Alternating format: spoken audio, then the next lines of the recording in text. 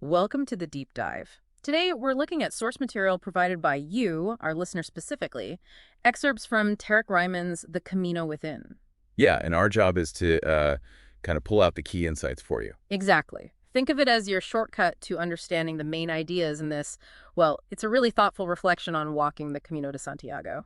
It is, and it's definitely more than just a travel story. It's about the internal journey, the psychological side of it. So, our mission today. Our mission is really to unpack his takeaways about journeys, how we handle endings, and importantly, how we keep moving forward. All tailored for listeners like you interested in knowledge and those valuable sort of aha moments. Precisely, keeping that firmly in mind. Okay, so let's dive in. The book, or these excerpts anyway, they start with the arrival in Santiago de Compostela. What's that like? What's the feeling Ramon describes? He describes it as this incredible release. He actually uses the phrase sweet, sweet surrender. Surrender? Interesting. Yeah. Imagine, finally reaching this amazing, huge cathedral after weeks of pushing yourself physically, mentally. Has to be intense. Totally. And he really highlights the shared feeling among the pilgrims arriving there. It's this mix, elation, total exhaustion, but also this deep, deep pride. It sounds quite overwhelming. He mentions the indescribable splendor of the cathedral and seeing this, like, heavenly look in people's eyes. Is that just relief, do you think? Or something more? I think it's more. It's definitely relief, but it's also the culmination of this really intense personal journey. And crucially, it's shared. You've all gone through something similar. Right, that shared experience must amplify things. Absolutely. That plus the sheer beauty of the place. It creates a really powerful emotional cocktail, you could say. Yeah. And what's interesting is he notes that even when he walked the Camino again, seeing the cathedral for the first time, that trip still felt just as powerful, just as awe-inspiring. Huh. So some moments just don't lose their impact? It seems so. Yeah. A reminder that, yeah, some experiences just retain that power. Okay, but then, almost right away, this doubt starts to creep in for him. He calls it a pesky little thing. Yeah, the now what feeling. Exactly. After achieving this massive goal, that feeling hits. Why do you reckon that happens so quickly? Well, it's a great question. Maybe it points to how we frame our goals. Yeah. If the focus is only on reaching the finish line. You haven't thought about what's next. Precisely. Yeah. There's almost an anticlimax, maybe even a void. And Ryman actually mentions this longing, this wish to be back at the start, back in the early days of the walk. So the process itself. Could it be that the process, the journey, becomes more meaningful than just ticking the box, than reaching the end point? It's like the daily rhythm, the anticipation, maybe the struggle that becomes the thing you actually miss, maybe even more than the feeling of being done. That sums it up really well. Yeah. And this leads him and us to a really central idea in these excerpts. It truly is about the journey and not the destination. Think about that. There it's the destination, this incredibly significant place, and yet the yearning is for the journey. What does that make you think, especially with your interest in, the process of learning?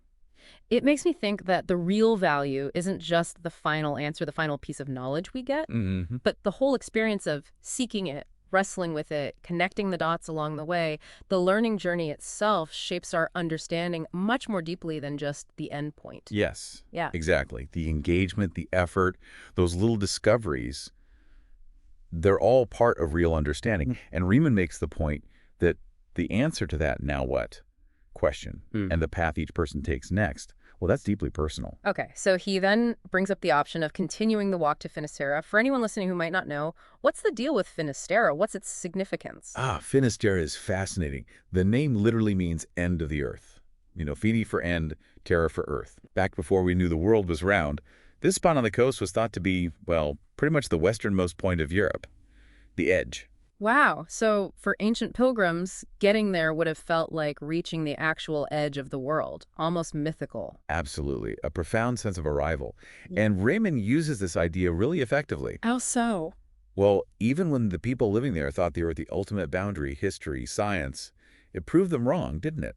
The world was bigger. Okay, I see where this is going. Yeah, he uses it as a metaphor for our own lives. Even when we think we've hit a limit or we know everything about something, maybe there's always so much more to find out if we stay open. That connects directly to that desire for aha moments, for new perspectives. Exactly. It suggests our perceived limits might just be, thresholds to something new. A powerful thought that perceived endings can be new beginnings. Indeed. And Ryman himself, facing that now what feeling in Santiago, he chose to keep walking, first to Finisterra, and then he kept going down the Camino Portuguese towards Lisbon, even Barcelona. Really? Why so far? He actually admits he thinks he was driven partly by fear of facing that uncertainty head on.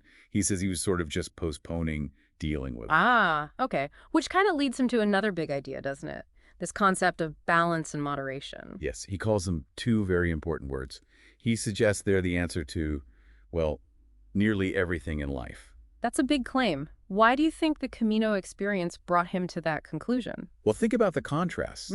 Our modern lives are often filled with, like, unlimited access, instant everything, right? Yeah, definitely. The Camino forces the opposite. It's slow. It makes you confront your actual limits, physical and mental.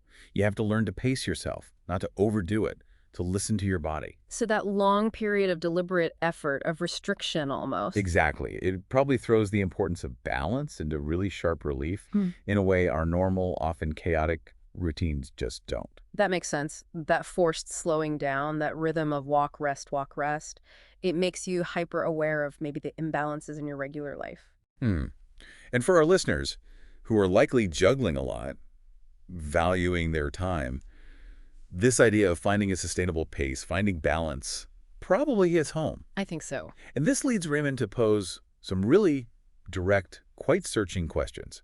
Questions for himself, but really for all of us. Like what? Things like, are you spending your time meaningfully?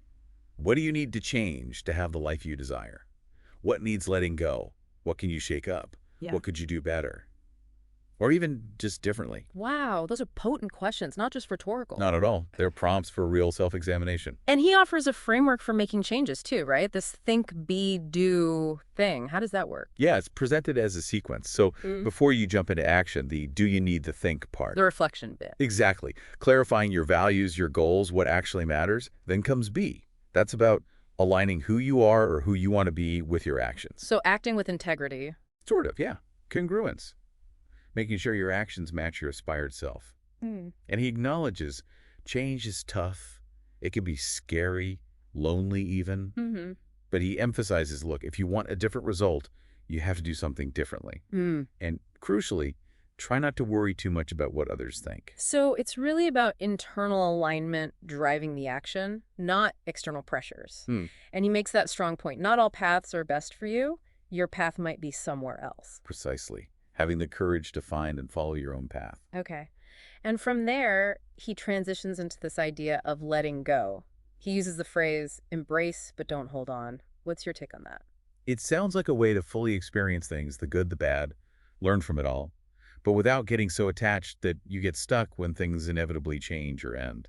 Acknowledging that things are transient, basically. Exactly. Yeah. He gives this metaphor of the best night on the Camino, or maybe the best night of your life. You just have to let it go. Easier said than done sometimes. Oh, absolutely. But he argues that resisting endings, trying to cling to that perfect moment, actually stops us from experiencing new joys or learning new things. Why do you think we find letting go so hard? Maybe fear of the unknown, or just the feeling of loss. We invest so much in experiences and people. The end can feel like a failure or leave a big hole. That's a really good point.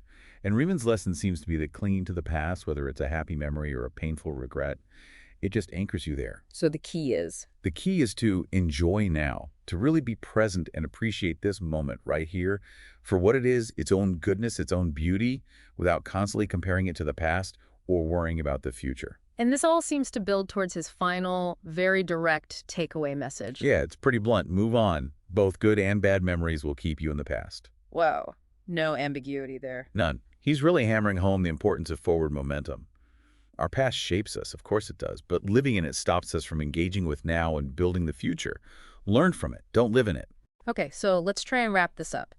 This deep dive into the Camino within really seems to highlight, well, firstly, the huge value of the journey itself, maybe more than the destination. I found. Secondly, the importance of embracing the present, enjoying the now, rather than getting stuck holding on to the past, good or bad. And letting go.